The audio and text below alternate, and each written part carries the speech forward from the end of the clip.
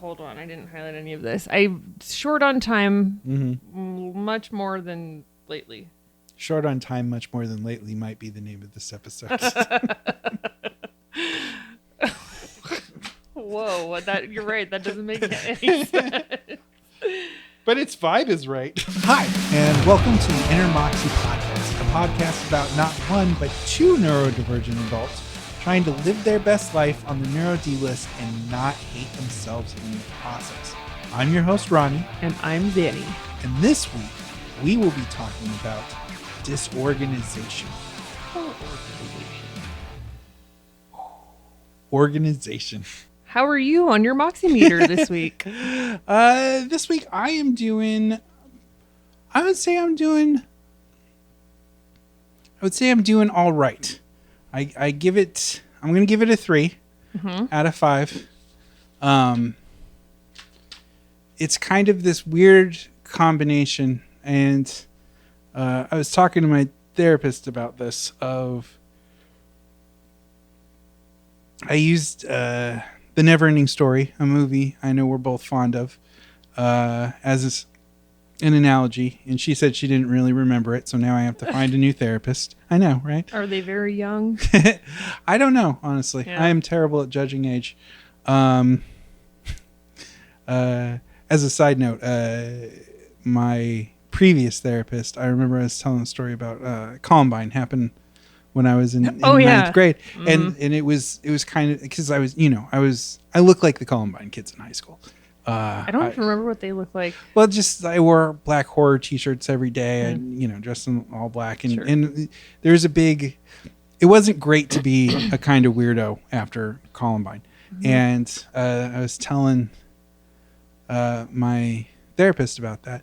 And I was like, it happened when I was in ninth grade. And she goes, oh, I was too. And for a second, I was like, oh, wow, I had no idea she's my same age. She meant she was 2 years old. She was very much younger than me. You told the story to me before, and I still thought what you thought. Genuinely.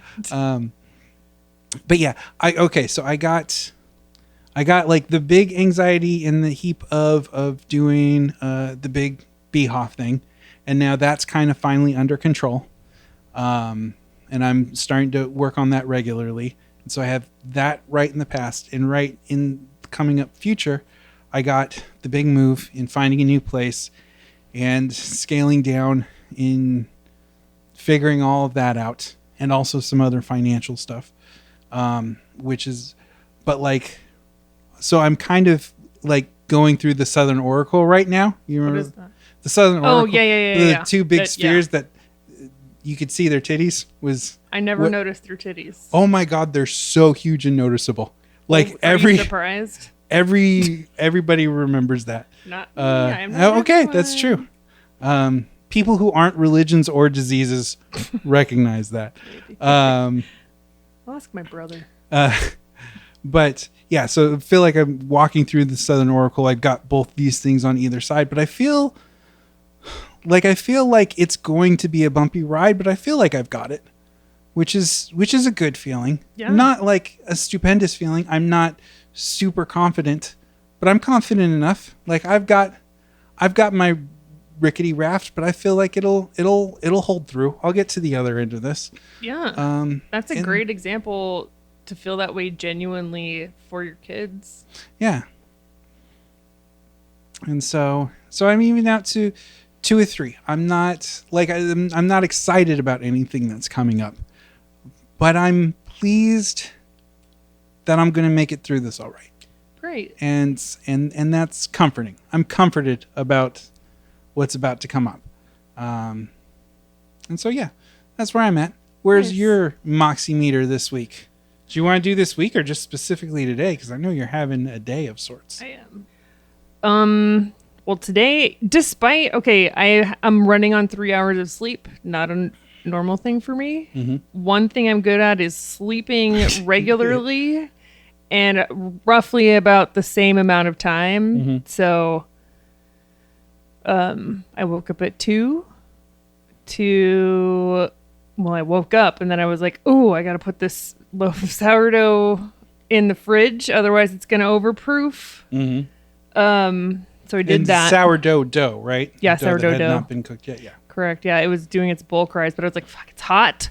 And even though I have the AC on, like my starter went wild and it more than tripled Starter's or gone quadrupled. wild. Yeah. Woohoo. Yeah. So anyway, I did that and then I just couldn't go back to sleep. It's also probably because I had to turn lights on and I wasn't up just to pee real quick. So I ruined it. And then I got in that loop of like, go to sleep now. You have to go to sleep now. I hate that because I don't know if this is the same for you, but time feels like forever when I'm trying to go to sleep and not going to sleep. Like it's weird because afterwards it doesn't seem that long, but it's like, I'm going to go to sleep now. Close my eyes, just sleep. God, what has it been like an hour and I haven't gone to sleep? It has been 10 minutes. Oh, well, that doesn't happen because I have the TV on and it's stuff that I've seen before. So it's like, I can hear it. Right. That is not what kept me up. If someone in listener land is thinking that that is a comfort. It increases the likelihood that I will fall asleep. So it helped me keep time in that way.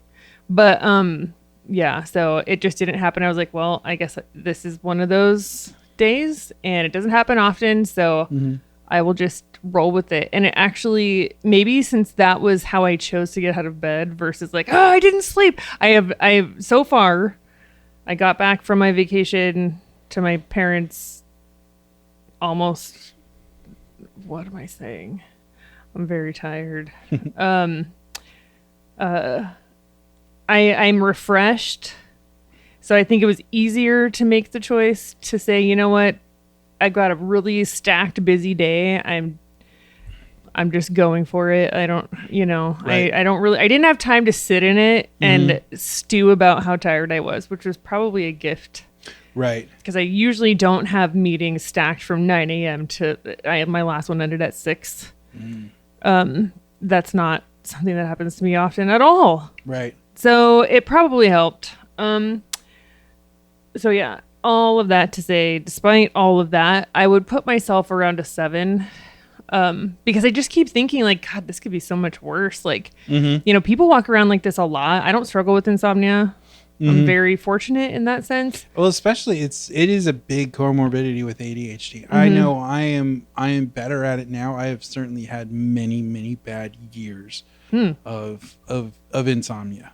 And poor sleep schedules and just that the brain just goes off and it's like, yeah, I have too many things I have to think about now. Yeah. I mean, I was thinking about my day and how stacked it was, so that probably contributed. But it didn't feel like anxiety. In the sense of like, oh no, like, I don't know. It wasn't a fearful anxiety. It was like well, I'm thinking about this. Okay, so I have this and I have this and I have this and I have this. And these are all different types of things, lots of different content that I need to be talking about. It's like pre-planning. Yeah, but not like in an obsessive way. Because I used to struggle with anxiety in my early 20s, and that was very different than this. So anyway, well, it sounds like that's like the healthy version of it. Maybe. Yeah, I mean, I'm not upset. Which, if anyone has been listening to previous episodes, you can hear how that happens often. I wouldn't say often. I mean, every time. But I mean, it's the funny kind, but also like, I did enjoy this day more than I would have if I was like all like twitchy with edginess. Because that's how it feels inside. It feels like icky. And yeah, like a blinding light and a slight stab or something. I don't know. Just reminds me of Clue. You ever seen the movie Clue? Yeah. She's made me so angry. Flames.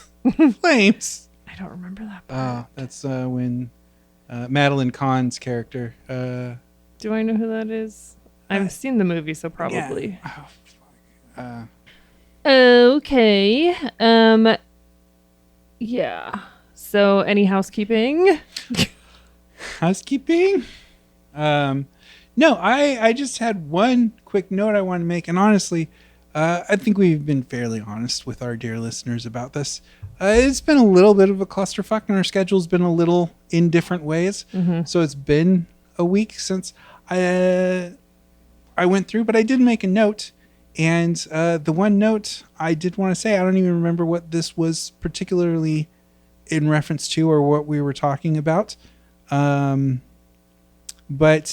I wanted to say thank you because you said teenage Ronnie was dealing with a lot. Oh. And that doesn't get acknowledged very much, especially in my teenage years. It was kind of, the whole man up thing or stop being so blah, blah, blah. So like upon second listen to that, I heard that and I was like, you know what? It just gave me a little smile. So I wanted to say thank you. And that's my only note. Oh, well, you're welcome. Aw. My note is this could be perception, and I'm not batting 1,000 in my head right now, but it felt like I was monologuing a lot last episode. So if that is the case and that was your interpretation, I do apologize. You or I don't know the word, the listener pool. Audience? Yeah. But there's some fancy way to say it. Proverbial. The proverbial you. Is that the right use of that? I mean, proverbial means like from a proverb. Okay, so that's not right. So like, when people say them, when they're talking about the government or the whoever's watching or whatever, like that way, is that whatever word that is, just pretend I said it. I know what word you're talking about. I don't know what the word is, but yeah, I feel you. Okay. I get you. So if anyone felt that way, I certainly felt that way too. So you are not alone, and sorry about it. I don't think I could change it. No. But I wanted to at least acknowledge that in case that sentiment was out there, because I definitely am not super hyper focused on that stuff these days. So if I noticed it, I was like, maybe it was an actual thing. So I just wanted to. There you go. Yeah. If you felt that way, me too. I didn't feel that way, but also like I don't know. It's kind of our job to talk, so it didn't seem that weird that you were talking to me. Right. It just felt like for an extended period of time without a response or a spot for a response. I gotcha. Yeah. Okay. Well, if that's all that is. That's all that is. Unless you want a monologue about... No, I'm kidding. I don't think I'm capable today. I don't know how people do this day after day after day. Like, there's a reason that cults use sleep deprivation to control people. Because while I'm pulling my strings still, I could see already that, like, reality is not what I'm used to a little bit. So, it's a nice reminder to not get in a cult and to get some sleep. I'm going to start telling that to my kids. You better get some sleep or you're going to join a cult. That's not so illogical. But never explain it to them. Not one. Your poor children. They're at the age where that might be confusing. As you may remember, if you listened last time, we were talking about disorganization and how it manifests in ADHD specifically. It does. Before we move on to the flip side of that, which would be organization and strategies and blah, blah, blah, there's one we didn't cover. Okay. That is probably something our listeners hear a lot, which is disorganization in speech and speaking. So shall we dive in? Okay. How disorganization manifests in ADHD. This is what we're talking about. Specifically, it can be hard to define exactly. So why'd you ask me for a definition? I'm sorry. Please, thank you. You should be. It looks different for different people, but it can show up in different ways. We already talked about in your physical environment, thinking and planning, and we're about to talk about in the way we speak. In speaking, disorganization looks like, telling less coherent stories without a clear progression from beginning to middle to end. Yeah, but fucking Quentin Tarantino gets fucking Oscars for doing that. Well, That's we what should I'm get an saying. Oscar. That's what, I don't want one. I don't need one. You don't No. need one. No one needs that. And if you have one, good for you. And thank you for listening. And if you don't, we're with you. Yeah. I mean, yes, but no. Because it all does come together. Yes. Which I would say that for the most part, it does come together here. I don't know how many times we've left a thought train to die. Mm-hmm. And not circled back in a way that mattered. Tangents happen. But for sure. We also have our outline. I was going to say, there's actually have a really good example. This is one time, me and my good friend Mark and some of my other good friends, we were driving to Merino Valley, where we're both from. We needed to take care of some business down there for some reason. Like we're going to beat somebody up. We needed to go down, I forget what for, and there was just like this killer traffic. And at the time, shocker, I was like a file clerk, and I worked at a company, and I was in charge of taking records or like, you know, sorting records and scanning records and the massive amounts of mail we got in and everything like that. And I was talking about how there was this new guy at work who like just there was a way I stacked the boxes versus the way he wanted to do it. And I was kind of like, well, that doesn't really work because I've been doing this longer. This is how it works best, right? But that story, I just rambled on. What I just said took me probably about an hour just because we were in a car and like literally nothing else was going on. So I just kept rambling about it. And then I stopped, and Mark, who had just been quiet for about an hour, just goes, "That was the most boring thing I've ever heard in my life." And then I got the nickname Box Stacker for quite some time. Every once in a while. We even named a little video game company Box Stacker for a little bit. Fun. Because we thought it was funny. I think that name is funny. Yeah. I still throw it around from time to time. Okay. I have a question. Yes. So you said the same thing about So I Married an Axe Murderer, and it took you 3 hours and your mom listened to it. If someone expedites you by way of get to the point or something nicer, does that offend you? Not usually. Also, too, I mean, the amount that I was really young when I did the So I Married an Axe Murderer one. I can't believe it was 3 hours. I can, though. And then the other one, I mean, they don't come up all that often. Or they don't come up to that extreme that often. But if somebody is, I mean, if they're a dick about it, you know, maybe I'll take offense. But I think generally, if somebody gently nudges me back on, I know enough about myself to be like, oh yeah, the point. Okay. Also, I don't take it to describe entire movies from start to finish to anybody anymore. If you started to do that to me, I would stop that. I don't have tolerance for movies in general right now, so I definitely don't have it for a verbal interpretation of a whole movie. You've never heard my verbal... No. I mean, if you took 3 hours for an hour and a half movie, I don't think I can do it. But I was just curious because sometimes I do that unintentionally and not maliciously. But just like, okay, let's move things forward. Right. For whatever reason. I just was curious, you know, because some people get very sensitive and I don't want to hurt people's feelings, but I also don't want to sit through it. Right. Well, and also too, you know, I got the good old rejection sensitivity dysphoria. And so, like, I certainly, if I did take any offense to it, that would more be centered inward than I would be mad at the person.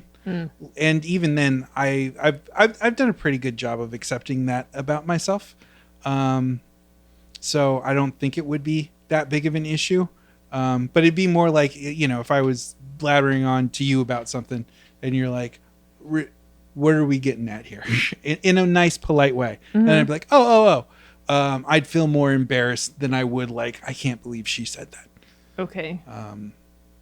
But even then, probably wouldn't feel that embarrassed because it's something I do and something I know about myself. And something that you don't intend to do, so it's difficult to work on if you even wanted to, which you don't even have to. Yeah. Okay, I was just curious, so thanks for the detail. No problem. I just read the word detail because that's not exactly what you gave. You gave information. I will admit I did get a little in my head whether or not I was doing it while I was explaining it. Oh, no. No, you did not. Okay. Okay. The next point is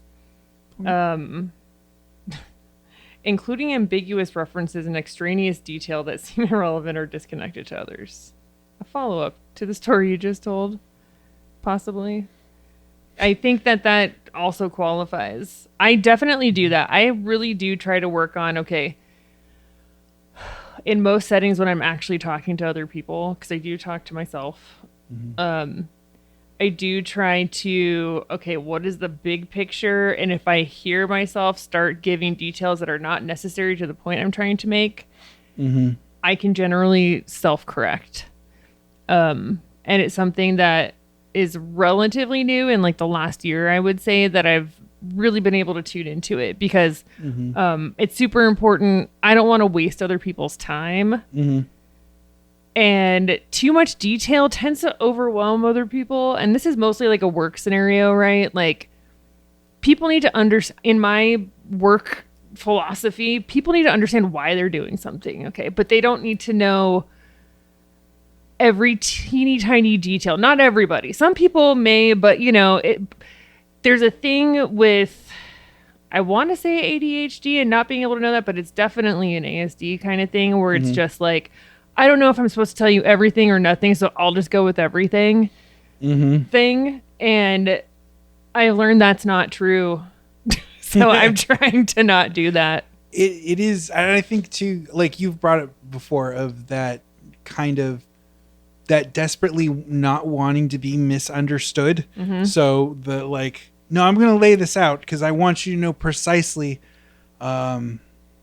what I'm doing and why I'm getting this here. I don't want to be misunderstood. Which also, like, I was watching some TikToks because you know I'm one to watch TikToks, and a fair amount of neurodivergent content comes across my thing. And a point that I'd never thought of, but a lot of people with neurodivergencies will have a hard time sometimes with developing more complex language because they want to be specific about the things they're saying, but then they will be made fun of for using that language, and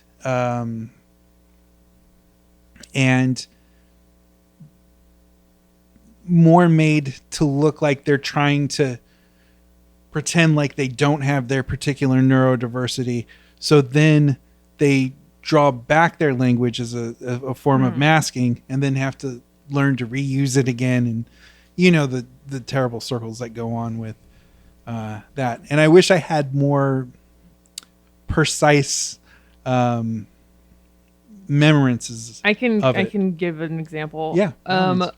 I mean, I tend to use it kind of like I'm kind of not like a chameleon as in my personality, but like that stuff turns on and off. Skin. No. Yeah, my actual skin can turn purple, turquoise. I wish, but only those two colors. Those would be fine. Yeah, I am fine with that. Like now, okay, so like my work language is very technical, and I think on here I come off that way too. Because this is also a place where we talk about data, and this is a safe place to like be my data nerd self. Yeah. But there are situations where it's not. I have different friend groups, and some of them in the past, this is maybe like 15, 20 years ago, you know, when I would learn stuff at, you know, in college or whatever and start talking about it. Like they would say like, I'd find myself using that language, right? You know, the fancy words, whatever. And they would like be giggling, but not like at me, because I would ask, and they were like, "No, I like it. It's just, you know, also just not interested." You know. So I guess I didn't have a very super specific example, but like that is something that happens. I do notice that I use different words around different people. Yeah, and I mean I think that's a fairly normal thing. Pretty normal. I think you'd see that more extremes of code switching. Is something that's referred to often in minority communities. A lot of times it's more of a survival instinct that maybe if you are a black person, you can't talk around white people the way you talk around other black people, because there will be consequences for that, generally maybe in the way that you're thought of. Which is a bigger thing. And I want to be very careful to acknowledge that exists, but also I'm not one to speak on that as it is not huge. I mean, to some degree, but not nearly to the same degree. It is a different ballpark when we're talking about race, and not one that I should be talking about, but I feel should at least be acknowledged. Yeah, definitely. Okay. The next bullet point is jumping around in sequence or telling stories out of order, which you already said Quentin Tarantino. How is that different from the first point? Less coherent stories without a clear progression from beginning to middle to end. Okay, I guess that is different. Definitely jumping out of sequence. Even before we went on air, you were making one point, and then there was a 15-minute tangent, or maybe 10, more than 5. I don't know. Really long. And I forgot that you were trying to even make one point. Which, whatever. Yeah. I do know that I do this. I tell the punchline usually right away. And then I'll stop in the middle of a sentence and go to a different part of whatever the story is I'm trying to tell. I probably already did that on the show right now. I don't remember, though, because my short-term memory is... Well, and I think, too, there's a lot of like stepping back to refill in things, you know, either forgetful nature or, you know, like we've talked about on here before, that kind of, but like impulsivity when telling a story, you want to tell like the really good parts, and you're like, oh, wait, this context is important. Wait, this context is important. And then that bleeds into the extraneous detail thing we already talked about. I mean, these are all very closely related because I think they all happen at the same time. It's not like, okay, well, right now I'm just failing to reach a clear resolution or point, which is the last point that we haven't talked about yet. But jumping around, too many details, also ambiguous references. Also, we literally just did all of that stuff. I can't think of a real situation, but also too many details for some people. Some people happen to like extra details. If it's your circumscribed interest, then sure. Yeah. And if it's not, like, if there's too many, sometimes you can't get out of listening to all the details. So if I'm not interested, I just check out, and my auto responses are like nodding my head and like, and vaguely listening, but also doing something else in my head, which makes me happier, and it passes the time until I can escape or move on from the topic. Okay, the last point, which I precluded to, is failing to reach a clear resolution or point. Happens to me a lot. I abandoned thought trains to die. When I was at my parents' house, we watched Inside Out. And the new one or the original? No. Okay. The old one. I did not go to the movie theater. I think it's on Disney Plus already, isn't it? I don't know. It wasn't last week. And the thought trains are what they were trying to catch, and that reminded me of this, and that's all I have to say about it. Oh, just because it was on the thought trains, one of my favorite things in movies ever, or one of my favorite gags is when they hop over the bump on the train and they're like, the opinions and the facts got mixed up. It's fine. That happens all the time. Was that in this movie? Yeah, they were. They're yeah. Whoopsies. Yeah. Wasn't paying attention closely. Yeah. No, it's a real quick throwaway gag. And it's when Joy is on the train with the guy who made me cry in that movie. Bing Bong. Bing Bong. I feel like that's a weird name. I mean, yeah, it's for a kid thought of it. I guess. I don't know. We watched it because my aunt wanted to go see the second one, and it was her birthday. Oh. So we watched it. I had a this was a long time ago. Whenever this came out, I don't know how many years ago, possibly 7 years. Sound right to you? Who knows? You have kids. I don't know are we still talking Inside about Out. Inside Out? Mm-hmm. I think it might have been longer than that, honestly. 8. This kid isn't that old. Well, maybe he's 11 now, maybe 12, and he was like 3 or 4. But he was a client, so he was receiving ABA services, and his family took him to see this. He was little, not little, but like young and short. Okay. Because, I mean, he's pretty impacted with how autism presents, but in touch with his emotions enough to get overwhelmed by them, I'm assuming, because he was not able to say, at least at that time. Mm-hmm. But he had a meltdown during this movie, I guess. I wasn't there. And so during sessions, when we were working on identifying emotions anyway, he was, I would like act out whatever it was. And like when I would act out, I'm sad, like start crying or whatever, fake. He would come and like tackle me. He would like, don't be sad, be happy. I want to be happy. It was so cute. But also like, I mean, okay, that he was also very distressed, and in that way, Sir Simon Baron Cohen, very empathic, he didn't know what to do about it. But he wanted it to stop happening. He wanted me to be happy. And I just, and with all of that info and then thinking about him at the movie, which none of you know him, probably. I mean, these live on forever. He could be listening. He could. I mean, later. Maybe. Also, by the way, it was 2015, so 9 years. What? 2015, so it was 9 years. What? 2015, so, we can fill up a podcast real easy like this. No one will listen. Wow.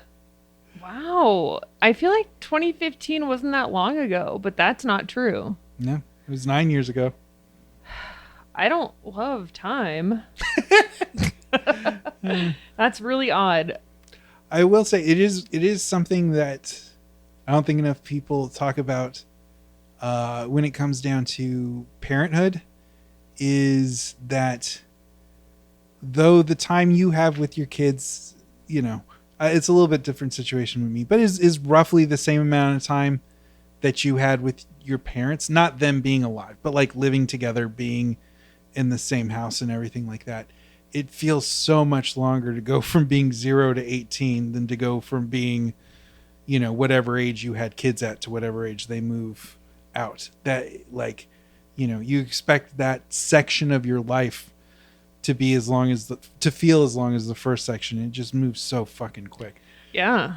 I imagine it might be that way for stuff other than kids, but I don't know. It feels like that's a very easy thing to break it into. Yeah. I mean, for me, I don't have kids and I've only been a child to parents, but I would say that is accurate in my grad school time, because I started that in 2010, which doesn't feel like that long ago, but in that time a lot has happened. I know. That was 14 years ago. I can't believe it. I can't believe I've had a master's degree for 12 years. Like, that's strange to say out loud. And that feels like so long ago, and also like not so. Anyway, time is strange. Time is strange. That, in conjunction with last week's episode, is some of the ways that ADHD can manifest, but a quick why not? Why are people with ADHD disorganized? Well, the short answer, according to this, is it's probably due to abnormalities in the frontal cortex. I said that not great. One possible complication of an abnormal frontal cortex is poor working memory or the ability to keep a small amount of relevant information at the ready in your mind so that you can access it quickly. Like remembering we talked about this last time. Struggles with short-term memory is maybe what that means, or working memory. I just read it. So basically, I didn't absorb it. So basically, we're forgetting the words all the time. All the time. Which makes that tracks to a conversation me and you have. Right. And it also tracks to never be able to find shit. Yeah. And I think that many people can identify with that. I don't know how often the typical brained person can't find the same thing all the time. Yeah. But I lose my phone all the time, and it's on silent, so good luck me. I always find it, and I don't know how to use Find My, and that's not fun. I think I've said it before. I spend roughly 25% of my life looking for my water bottle.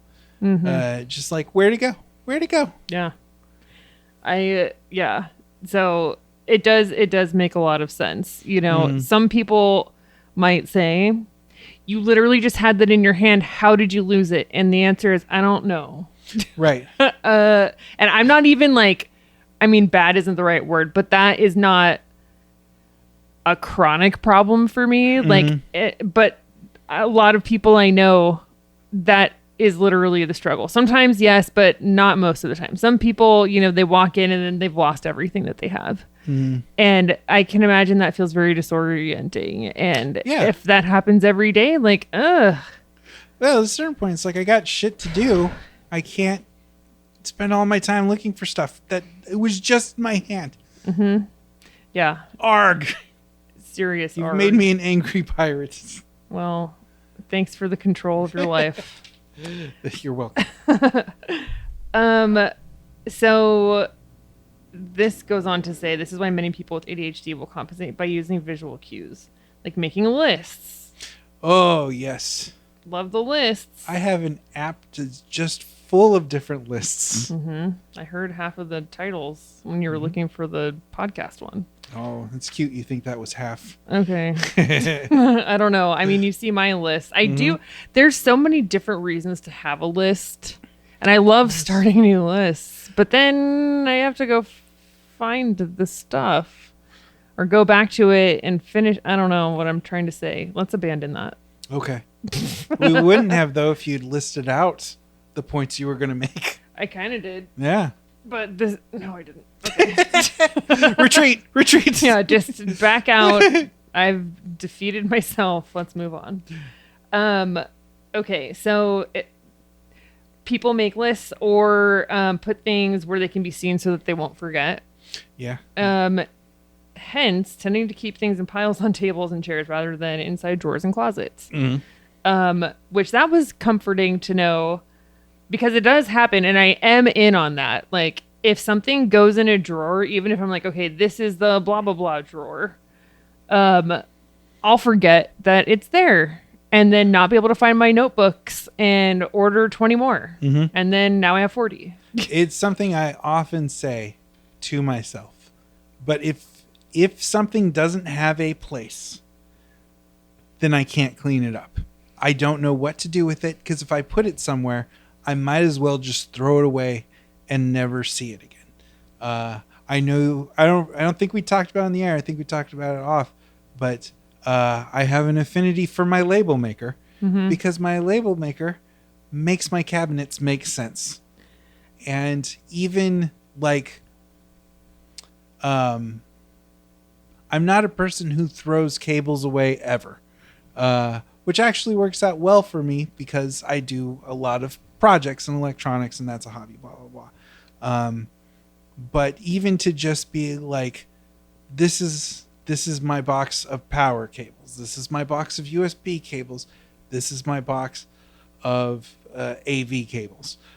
There could be lots of different kinds of cables in all of those boxes, but at least now I know where to start looking. Whereas if I just put it in a box somewhere, I wouldn't even begin to know where that was. Or shelves. A junk drawer and a trash can are the exact same thing to me. That's just something I've come to know about myself. Like I know my wife's like a big junk drawer person, and she can put stuff in junk drawers and then go get them out of there. To me, it's like it's missing. It's gone. It's just like that's just like throwing it away. So I'm very reliant upon a thing needs to be a place in your line of vision, mostly. Yeah, or at least somewhere I would think to look for it. Well, that's my problem. I think I will find it this time in this place. It makes sense at the time. And I rarely find it. And then I discover it, not looking for it lots of time later. Right. I don't... Junk drawers can work for certain items, like scissors can go there. Like the junk drawer growing up, it's like I knew what was in there because everything had a place in there. Is it really a junk drawer at that point then? I don't know. Just a well-organized drawer? Dad? What's the answer? I don't know. I don't think these microphones work like that. Mom? They probably don't, but that would be funny.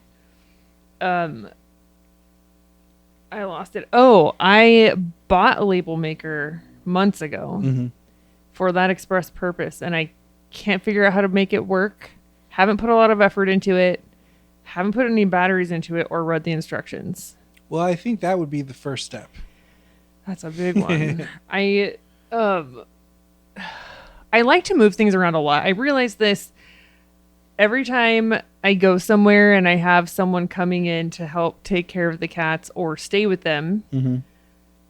I'm like, oh, the last time they were here, this was over here and this was over here and I moved this. And, I guess I'm always trying to make things interesting. So maybe for myself. So I wonder if I'm putting off using a label maker because that would make it have to stay there. I know you can unpeel them, but that doesn't seem great to me.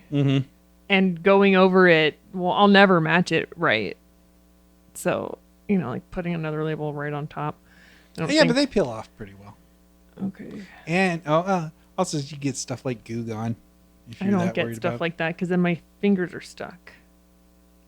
I don't think I've used Goo Gone. I might be thinking of Gorilla Glue. No, Goo Gone is the exact opposite. You spray it on and it gets off the remnants of sticky stuff. Like, because I collect video games and old video game stuff. So a lot of times, you want to like peel off an old sticker that has been on there, like an old price tag or something that's been on there. And it leaves behind that mucky, sticky stuff. Yeah, that ugly, dirty sludge. Yeah, you spray Goo Gone on there and then it wipes off. And then you have a pristine new PS2 game or whatever. Guitar Hero? That's the PS2 game I like. Okay. So when you combine piles and lists and all of that with the tendency to just drop a thing where it has where it is when you've been using it, you just end up with clutter is the point this article is trying to make, which makes sense. So that is how disorganization happens. And with laid out like this, it does help at least me understand. Ooh, ghosts, you don't believe in them. If you noticed, if you're literally watching this, we had a dip in the light. And I don't say electrical problem. I say ghost because it's more fun. Yeah. Ooh, again, acknowledgement. Ghost Adventures, document this. It is totally documented. We have. Oh yeah. I mean, this is video. None of them are pointing towards the light. True. But that could have been anything to the viewers. Well, that was fun for me. Not for Ronnie, probably. I think that's more. Life is fun this way for me. This does make me feel okay. So like, there's an abnormality in my frontal cortex. Okay, cool, and so it's not my fault. Mm-hmm. And by now I've implemented, you have too with your label maker and whatever else. Some life hacks. Yeah. Oh, for sure. Also, and this hasn't always been this way, but I am one of the most strenuously organized people when it comes to my computer. The thing you're motivated to organize. It's a very weird dichotomy because I always have a very messy desk, but then like maybe 2 folders on my desktop.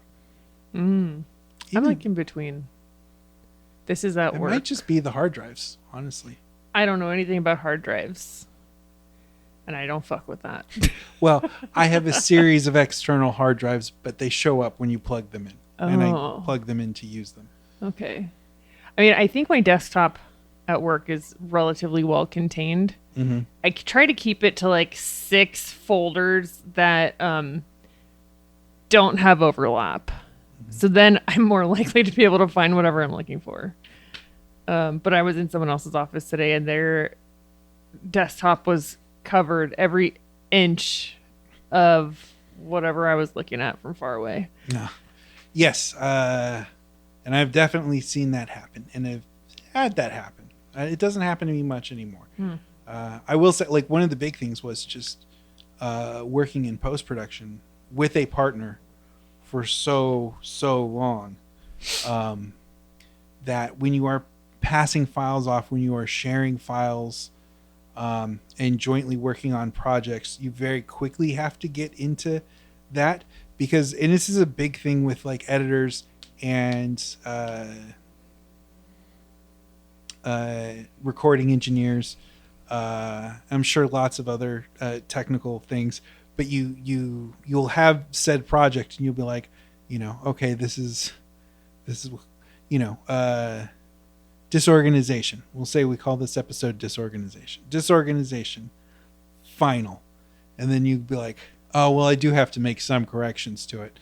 So it'd be like, disorganization, it's definitely final. Definitely final.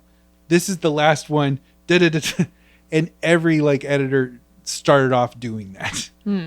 So you eventually learn, like now I have, the date of recording is the name of the episode, and it goes into, blah, blah, blah. I'm not going to break down the whole file structure for this, but there is a whole file structure for all of this. I don't have random things anymore. I don't label things. I never use the word final anymore. Always volume. Final Fantasy.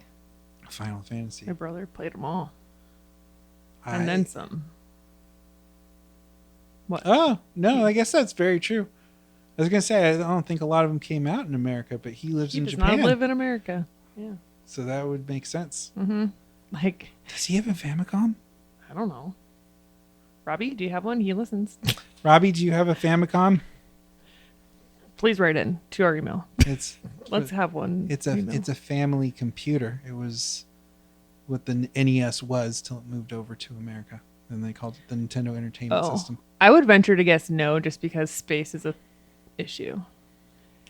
Places to live are much smaller than here. I've seen that. I kind of want to stay in the tubes.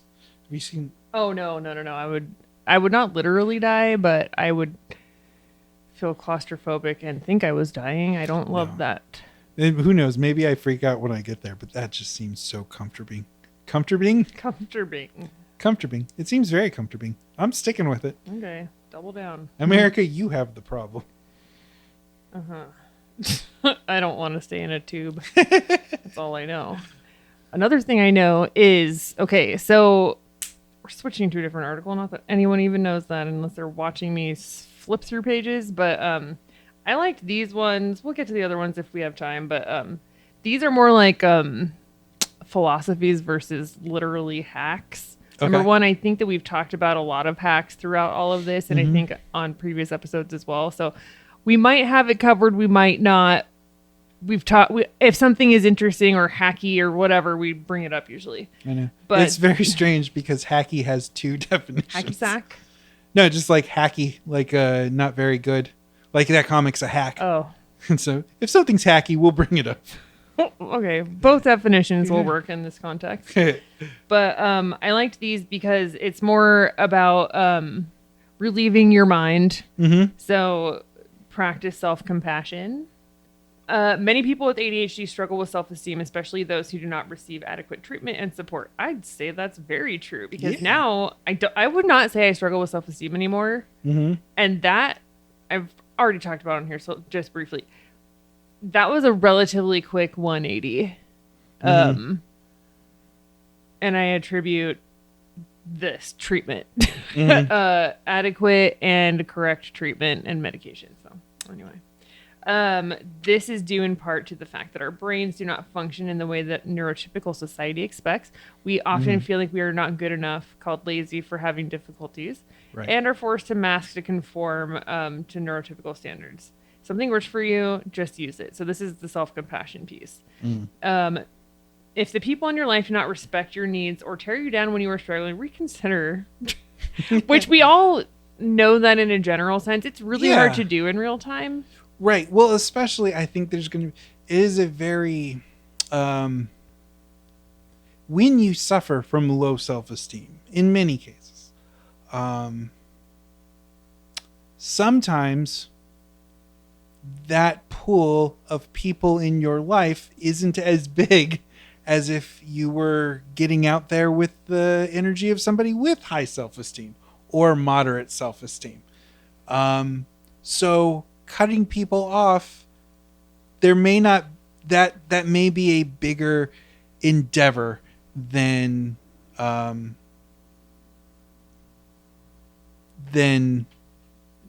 what otherwise it would be if you had a lot of social connections. And I'm not even saying that makes it wrong or a bad suggestion, but sometimes if you are suffering from low self-esteem, that might be an easier said than done thing. Right, which I think adequate and accurate treatment, therapy or medication or both or whatever it is. Right. There are some circumstances you cannot change, especially if you are a minor. Right. Or something like that. But, I think it's true. It's hard to cut someone off, and to just do that all the time is not great either. That's called not trying. No, that's not nice. It's called.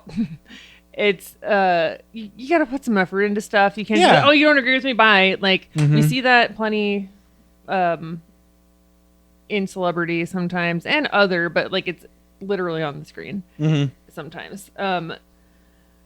So, but I mean, there's definitely things you can do to improve your situation or create like mental space, one thing. So for a spell, I was in Al-Anon, which is for friends and family of people who are alcoholics. Right. And one thing that really stuck with me was detachment with love. And while that literal translation is not how I would say it, the idea is, I don't like how this person is, whatever it is, acting, treating me, blah, blah, blah, blah. It could be, you could insert almost anything there. And mentally, you can just separate yourself and let it go. And that creates some kind of self-protection, which is also easier said than done. Yeah. But with practice, sometimes it can work. Yeah. And it worked for me. And it's something, I don't say it like that to myself, but I definitely practice that. And it's freeing. I feel free because of it. Yeah. And I don't want to get too corny here, but I'll get a little bit corny, I guess. If you're listening and thinking about doing some of this, when we say it's easier said than done, you shouldn't feel, it shouldn't make you feel worse if you can't do these things right now, and if you can't do them. But as a long-term investment, you're definitely worth it to put that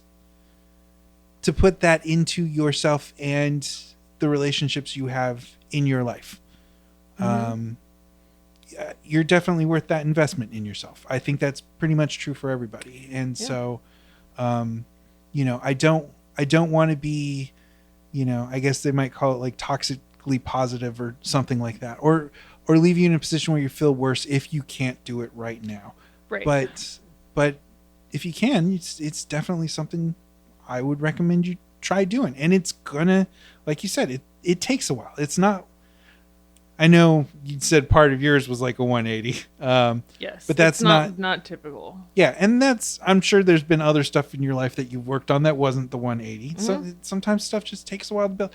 I know that's that's going to be a lifelong thing for me. But I feel I'm worth it. And so are you, listener. Yeah. And there's no way to say that without sounding corny, but I mean it. He does mean it. I do too. I just don't put things like that usually, ever. But the sentiment is there for me as well. Yeah. Everyone is worth it. And, you know, I always get stuck in this loop, which is like, okay, if you don't try it, it'll always be a no. That can get dicey and turn into internal gaslighting or external, and lots in between. But with something like, you know, if you can't get out of your physical circumstances that are toxic, let's say, trying and failing at detaching and just like giving yourself some mental space between someone, I think is worth the effort of trying. I mean, it's not something you have to sit there and try for hours.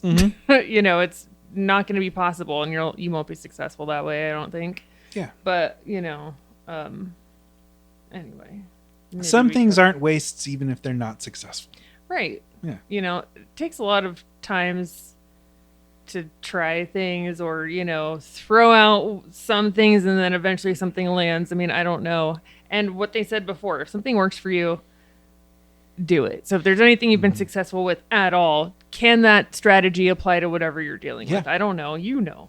Yeah. Well, I was going to say a lot of times with stuff like this, it does become like whack-a-mole. It won't last for very long. So if you find it, fucking ride the hell out of it while it's still good, because it won't last for forever. Maybe some stuff, maybe. But if you find something that works, ride it till it doesn't. And then you know what? When it doesn't, there's that old saying, you know, if first you don't succeed, try again. Sometimes, not all the times, but sometimes if at first you don't succeed, then immediately stop wasting your time and go to something else. Yeah. And like, it's so hard to say because everyone is so different. Like, what works for me may not work for someone else. Yeah. Well, and I would say even down to the individual, what works for me in some situations or some aspects might not work in other aspects of things. Even if it's all still like related to neurodiversity or specifically my ADHD. I do have one piece of advice. If at any point you ever feel like making the suggestion to a neurodivergent person, or specifically a person with ADHD, but any neurodivergent person, if you ever feel like telling them, just think to yourself, don't put it down, put it away. Take that urge, ball it up, and just shove it so deep inside of you that it never ever comes out. There was that. Sounds like you're triggered. Oh, that it's such an ignoring of everything it is to have ADHD. Of like, just don't put it down, put it away. Ableist. Oh, that's it. It's so like telling a person with depression, well, just don't be sad. Didn't think about it that way. Yeah. True. I hate that advice. Don't put it down, put it away. Yeah. And anyway, let's just move on. That's what, kindness? like we were just saying, self-compassion takes practice, and it can take a long time to silence your inner critic. But you are wonderful the way that you are, and you deserve to be treated with kindness, including treating yourself with kindness. Mm-hmm. That is the key. You know, I do have to Yeah. remind myself less often than I used to, but, you know, would I give the advice or speak to a friend or family member the way I am talking to myself? Mm-hmm. So I definitely course correct mid whatever once I catch that, because I do think it's important for me to be kind to me. Yeah, no, and that's something. It's when I catch it, it's not always enough to make me stop beating up myself, but it is enough to make me question it a little bit, to at least soften the blows a little bit, to be kind of or it makes me more mindful of what I'm doing. So it helps me take that step back, at least, even if it keeps going. But it is like, and just kind of to like one of the last things you said there, the older I get, the more astonished I get at just how, you know, again, as corny as it is, like fucking that Mr. Rogers kind of had it right 100% of the time. Like all of that. What's the famous saying? I'm blanking. All I'm hearing is the song. It's the people that you meet as you're walking down the street. I am off tune and lost the song. I don't remember that one. Okay, well, thought you I were was not doing singing it right. The neighborhood one. That is it. That was just, I it's a started beautiful day in the mid-chorus. neighborhood. Oh, Or- yeah, you're right. That is a beautiful day in the neighborhood. And off tune. Yeah. You're welcome, everyone. What was the other one? Also, by the way, if you sue us for singing a Mr. Rogers song, that is the worst. You could be sued at any time for any reason. That's the second the time I I've Like said You that for You. today. Not the things you wear, not the things you do. But Why like is he all changing his loafers. Yeah. Well, not important. But I mean, that kind of like it, you know, you may say it feels not you specifically. I You- did say that. it Just feels kidding. childish or it feels corny or whatever. But that I think that self-love is absolutely important, and you should take whatever percentage of you can get for yourself and extend to yourself the kind of kindness that you would extend to other people. Unless you're an asshole to people, then maybe. Unless you're a narcissist, I was going to say. Yeah. Then you only take half of that sentence. Okay. This is another great one because there's so much pressure, which we kind of talked about last week because we listened to this right before we started recording this. You don't have to finish what you start. Mm-hmm. That's a misnomer. We kind of talked about it last time, but you can give yourself permission to do something only part way. Yeah. Yeah. Mic drop. I don't know if we need to explain that. Like, there are so many things and for so long, and, you know, oh, if you drop doing this thing, you know, like, okay, people with ADHD are definitely known for leaving projects incomplete. And Yes. I think that the key in determining whether it's something that needs to be completed or not is what the contingency is. What is going to happen if I don't?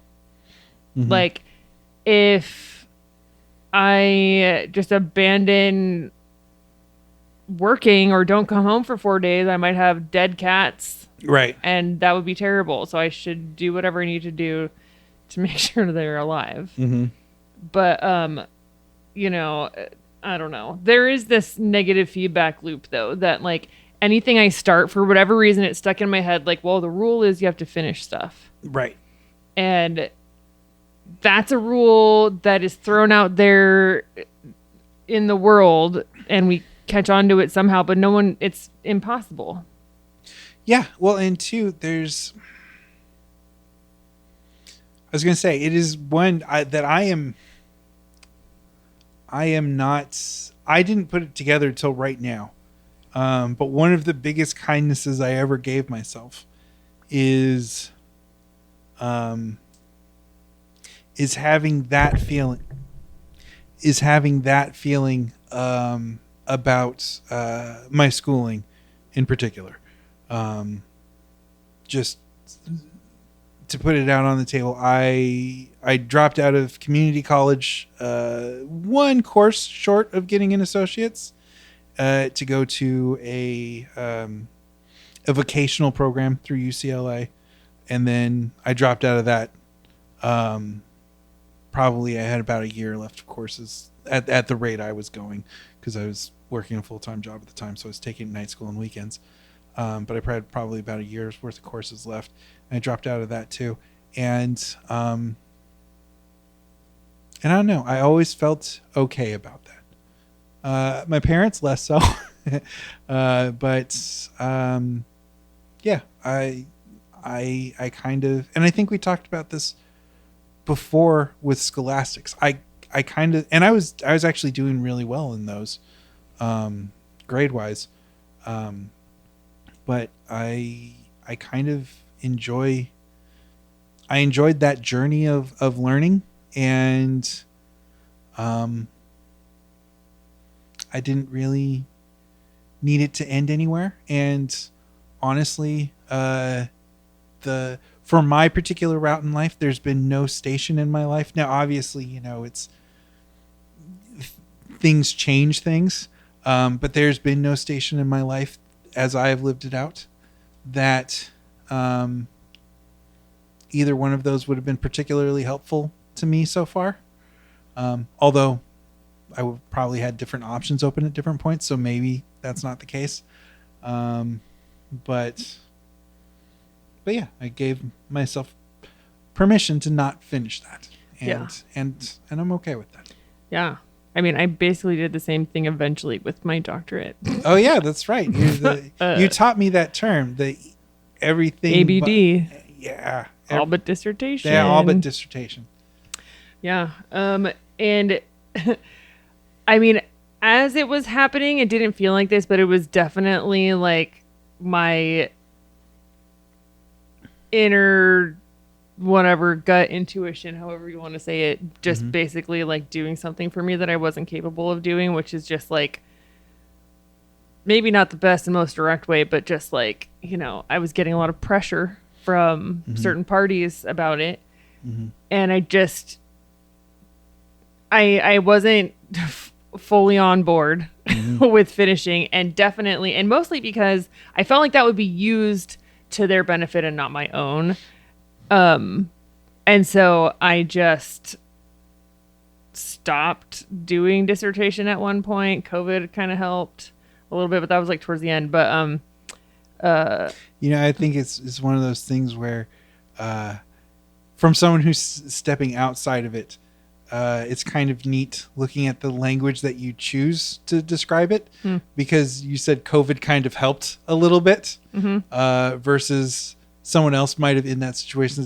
COVID kind of hurt a little bit trying to, but because your mind is in, I think, the correct place of like, I was on the wrong path, but like you knew it and it came through in your language, which I just think was kind of neat when you said it. Cool. Of COVID helped. Yay. COVID helped me stop going to school. It did. Yeah. I mean, it helped everyone. Yeah. Right. But I really needed to sort out, because like the type of pressure I was getting, like from my parents, let's say, was not really pressure. Yeah. It was just more a follow up. Like, are you going to finish this? And I there was a point in time where talking about school, anything was so triggering. I would lash out is a strong word, but just like become super irritable right away and try to divert as quickly as possible for many reasons. Emotions are overwhelming. A lot was going on that I didn't fully understand, but I knew wasn't right, and I didn't know how to voice anything. So now I can talk about school with whoever and be upfront and direct about it, you know, when I'm ready, because it's not like I'm never doing it. Like, how do you know what you'll never do again? You know, within the realm of like realistically, other than the extreme things people like to talk about all the time. Like, I'm never gonna, I can't even think of one, because there's always a million. Anyway, blah, blah, blah. Not specific weird details happening. Can't stop that. I can't stop this sentence. But, it doesn't trigger me anymore, because now I know if I do it, it will be because I want to. It's not going Yeah. to be because of another person pushing me to do it. Also, you're doing pretty good for yourself. Thank you. You know? I would say so. Yeah. I definitely use what I've learned. Yeah. You know, it's not a direct hit, but, you know, it's been super helpful to understand how people... I like watching reality TV where people are in relationships of some kind. It doesn't have to be romantic. Right. But it's very fascinating to watch, even if it's a spectacle, and that's the point. Because learning how people interact and then taking that, translating it, whatever, and then learning how people do that, like understanding etiology of maladaptive strategies that people use in relationships. I'm losing you because I used big words. No, not at all. Okay, I don't know. I was actually, it looked like a scratch on the forehead. I had to stop myself from patting my own back because I understood all the big words. Oh, good job. Good job. Like when people are presenting for therapy specifically, that's all been very fascinating for me. So I use that a lot. I'm not doing therapy and have no desire to do it, but it really helps my interactions with other people, like at work in whatever facet, you know, and other things too. But work is the easy example. You know, the people that are at the office, the people who are running around in the field, the people that I'm going to need to talk to you about X, Y, or Z in a different set. You know, I don't know. Yeah, it may not be the exact career path, but you're in the same field. Yeah. I'm adjacent. Yeah. Or whatever. But yeah, like it's super helpful. I mean, I think I'll probably finish, but I'm not putting that on myself because, like, I'll know if and when it's time. And no amount of prodding is going to help that along. If anything, all of that stuff just, you know what, I'm going to wait a little longer. You know, no one tells me what to do anymore. I, on several occasions now, have thought about going back to community college, or I guess they call them city colleges now. I don't know. Strictly because there are some, I don't know if this is true in your field but in my fields, there are some very, very expensive programs that you get heavy discounts on for being a student. So I have thought about going back just to get discounts on some of, on those programs. Like Fusion 360, I know, is one off the top of my head. It's just different editing programs and 3D design programs and stuff like that. There's usually, in many cases, a student discount for that. And I was like, I don't know, might just go back to school to get that student discount on some of that stuff and maybe rack up an associate's along the way. Maybe. I mean, you definitely, as long as you have that current student ID, that's true. Yeah, why not? I think my one from 2003 might be a little. Yeah, that's not gonna work. Yeah. Hey everybody, this is Ronnie from the Editing Bay. Speaking of giving yourself permission not to finish things you started, this episode ran way too long, so we're going to have to cut it into 2, and we'll be back next week with the thrilling conclusion. But until then, remember to give us a rating or review wherever you happen to listen. We are on Instagram and TikTok at InnerMoxiePod, or you can also email us at myinnermoxiepod@gmail.com. Zanny is on Instagram at Zanism, Zannism. Also, it's worth noting that I would rue the day if I did not mention that she is both a religion and a disease. You can find me over on my other podcast, the Band Media Podcast, or over on TikTok at Band Ronnie. And with that, I bid you a hearty stay fresh, cheese bags, and an adieu until next week. Later.